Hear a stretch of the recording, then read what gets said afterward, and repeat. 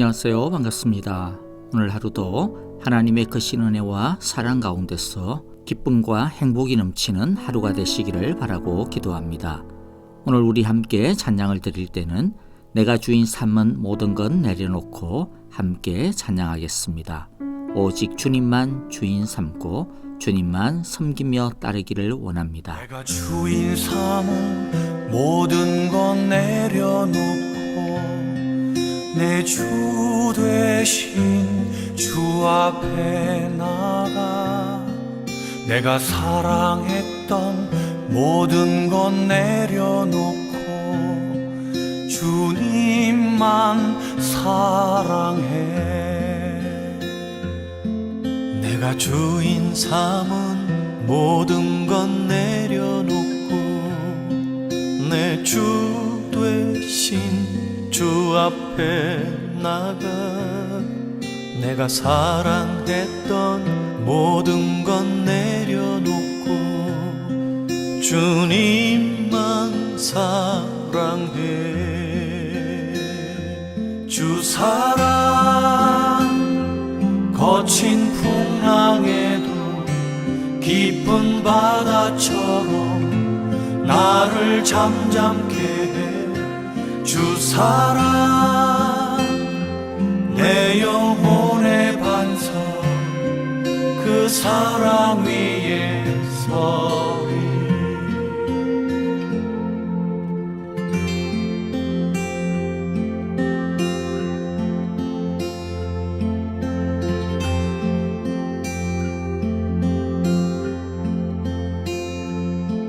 내가 주인 삼은 모든 것 내려놓고 내 주 되신 주 앞에 나가 내가 사랑했던 모든 것 내려놓고 주님만 사랑해. 내가 주인 삼은 모든 것 내려놓고 내 주 되신 주 앞에 나가 내가 사랑했던 모든 것 내려놓고 주님만 사랑해. 주 사랑 거친 풍랑에도 깊은 바다처럼 나를 잠잠케 해. 주 사랑 내 영혼의 반석 그 사랑 위에 서리. 주 사랑 거친 풍랑에도 깊은 바다처럼 나를 잠잠케 해. 주 사랑 내 영혼의 반석 그 사랑 위에 서리.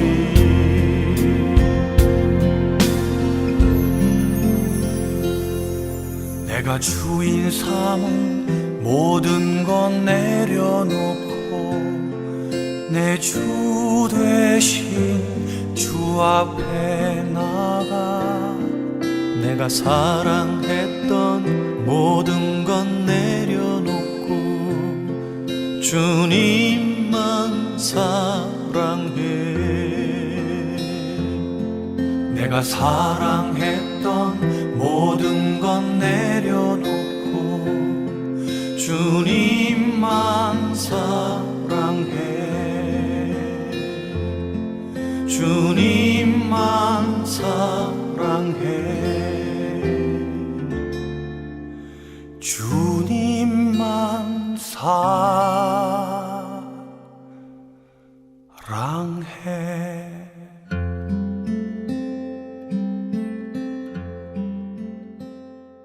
이제 우리 하나님의 말씀 같이 보겠습니다. 오늘 말씀은 다니엘서 4장 19절부터 27절까지의 말씀입니다. 19절을 제가 먼저 읽겠습니다. 왕의 말이 끝났을 때에 일명 벨드사살이라고 하는 다니엘은 한동안 놀라서 몹시 당황하였다. 왕이 그에게 말하였다. 벨드사사라, 이 꿈과 그 해몽이 어떠하든지 번민하지 말아라. 벨드사살이 아뢰었다. 임금님, 이 꿈은 임금님의 원수들이 꾸었더라면 좋을 뻔했습니다. 해몽도 임금님의 원수들에게나 해줄 수 있으면 좋겠습니다. 임금님이 보신 그 나무는 점점 자라서 튼튼해지고 그 높이가 하늘에까지 닿아서 땅끝 어디에서나 그 나무를 볼 수 있었고 그 잎이 무성하여 아름답고 그 열매가 아주 많아서 온 세상 피조물의 먹거리가 되었고 그 나무 아래에서 들 짐승이 쉬었으며 그 가지에는 하늘의 새들이 깃들었다고 하셨습니다. 임금님, 그 나무는 바로 임금님이십니다. 임금님은 강대해지셨습니다. 임금님의 강대함이 하늘에 닿았고 임금님의 통치가 땅 끝까지 이르렀습니다. 임금님이 보시니 거룩한 감시자가 하늘로부터 내려와서 이렇게 말하였습니다. 이 나무를 베어 없애되 다만 뿌리의 그루터기는 땅에 남겨두고 쇠줄과 놋줄로 동여서 들풀 속에 버려두고 하늘에서 내리는 이슬에 적게 하고 들짐승과 함께 어울리게 하여라. 이렇게 7대를 지내도록 하여라. 임금님, 그 해몽은 이러합니다. 가장 높으신 분이 내리신 명령이 임금님에게 미칠 것입니다. 임금님은 사람에게서 쫓겨나셔서 들짐승과 함께 사시며 소처럼 풀을 뜯고 하늘에서 내리는 이슬에 젖으실 것입니다. 이렇게 7해가 지난 뒤에 임금님은 비로소 가장 높으신 분이 인간의 나라를 다스리신다는 것과 누구든지 그의 뜻에 맞는 사람에게 나라를 주신다는 것을 깨달으실 것입니다. 또 나무 뿌리에 그루터기를 남겨두라고 명령하신 것은 하나님이 세상을 다스리신다는 것을 임금님이 깨달으신 다음에야 임금님의 나라가 굳게 선다는 뜻입니다. 그러니 임금님은 저의 조언을 받아주시기 바랍니다. 공의를 행하셔서 임금님의 죄를 속하시고 가난한 백성에게 자비를 베푸셔서 죄를 속하시기 바랍니다. 그렇게 하시면 임금님의 영화가 지속될 수 있을지도 모릅니다. 아멘. 왕의 꿈을 들은 다니엘은 꿈이 의미하는 바를 간파하고 한동안 놀라고 번민합니다. 그 꿈이 왕에 대한 심판을 가리키기 때문입니다. 거룩하신 하나님의 종과 느부갓네살 왕의 신하라고 하는 이중적인 위치에서 다니엘은 지혜롭게 저신합니다.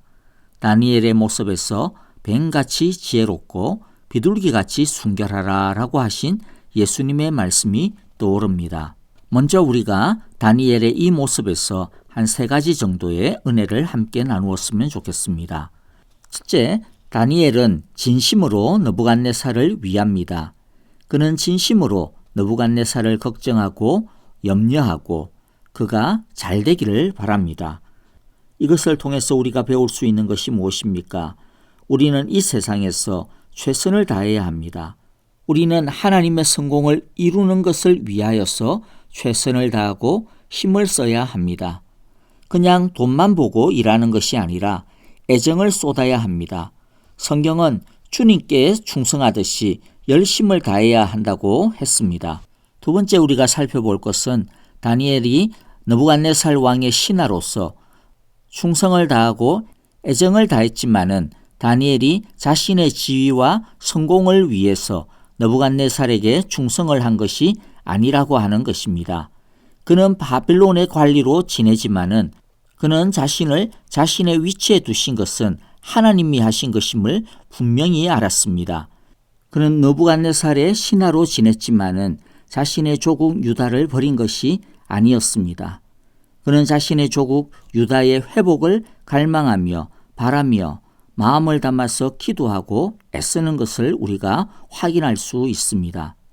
그는 하나님께서 자기를 바빌론의 높은 자리에 세워두신 것은 자신을 위해서만이 아니라 하나님의 백성을 위하여서 하나님께서 세우신 것을 절대로 잊지 않았습니다.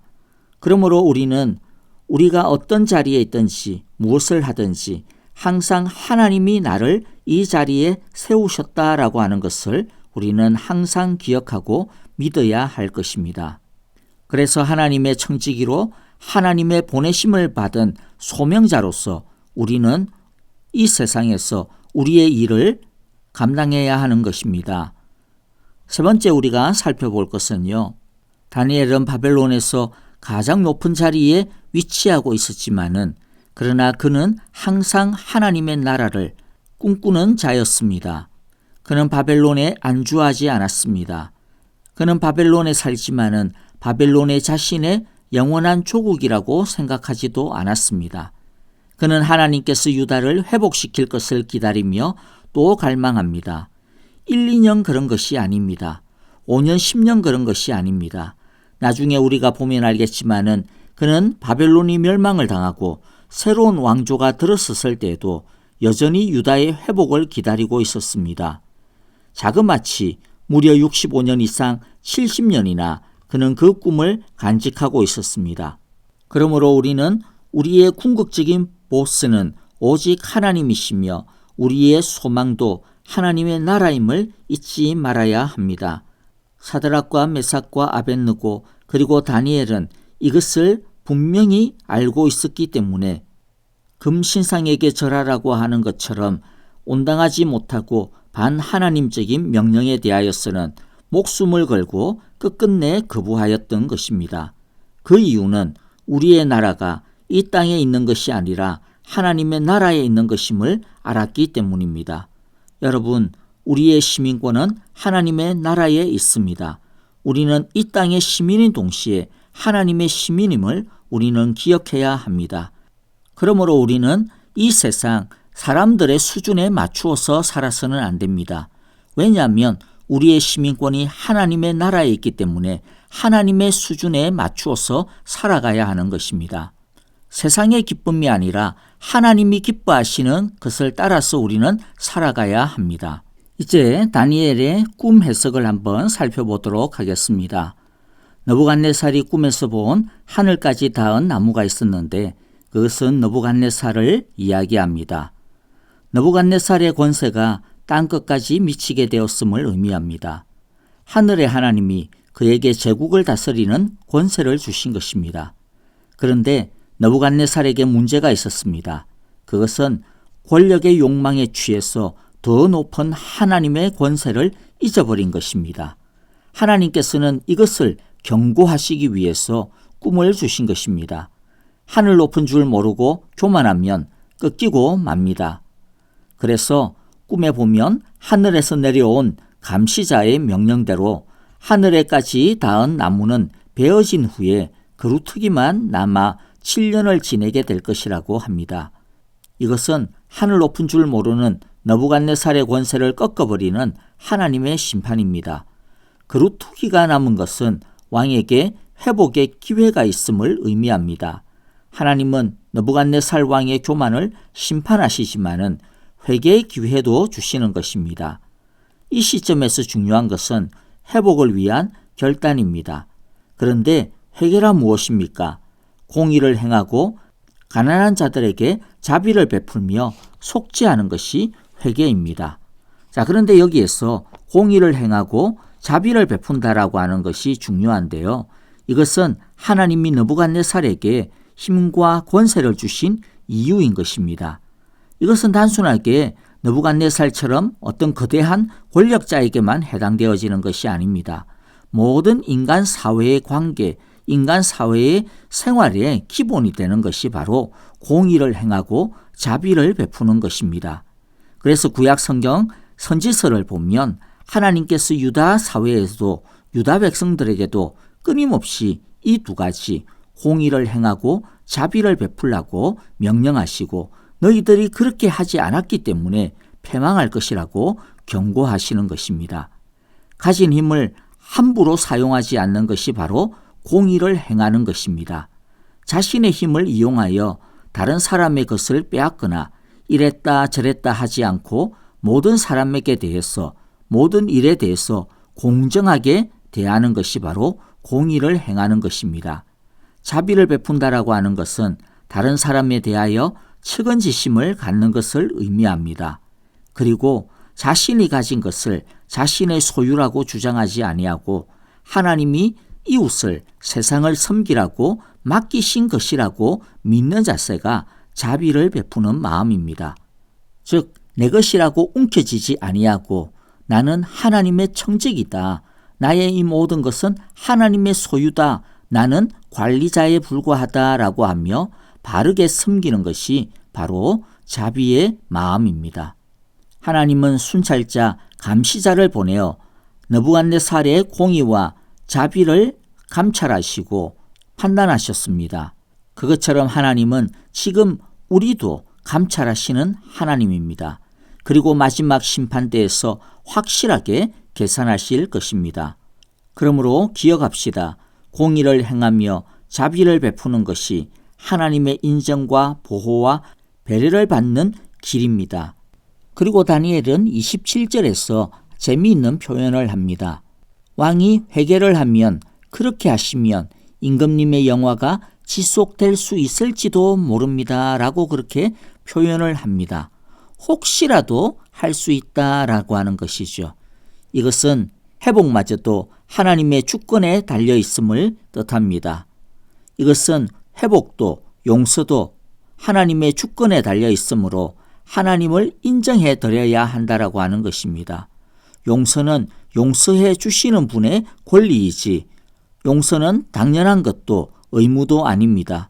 그러므로 우리는 하나님의 자비하심을 기다릴 뿐입니다.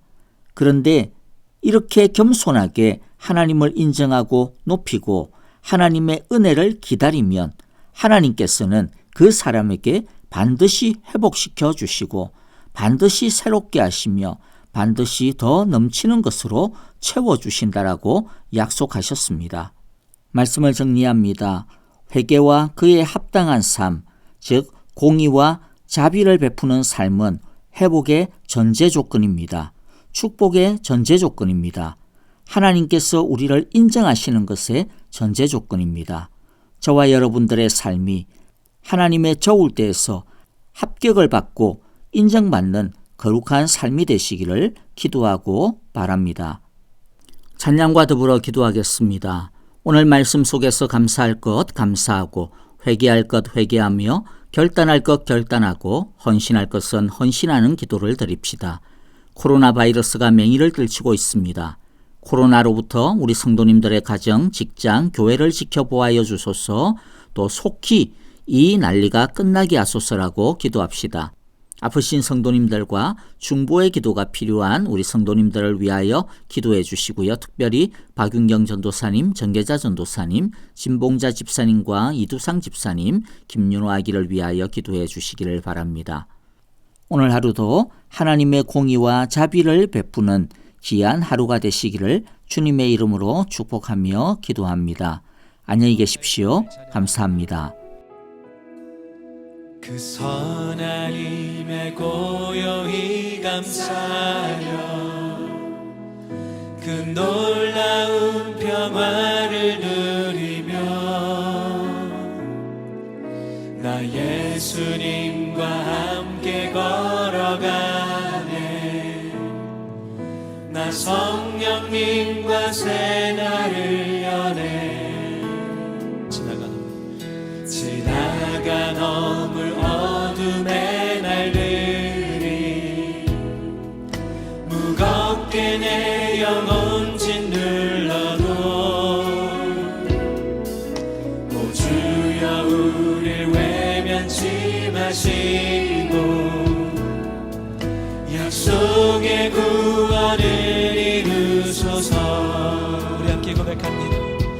그 선한 능력 우릴 감사시니 믿음으로 일어나를 기대하네. 주 언제나 우리와 함께 계셔 하루 또 하루가 늘 새로워. 함께 고백합니다. 주께서 밝히신 작은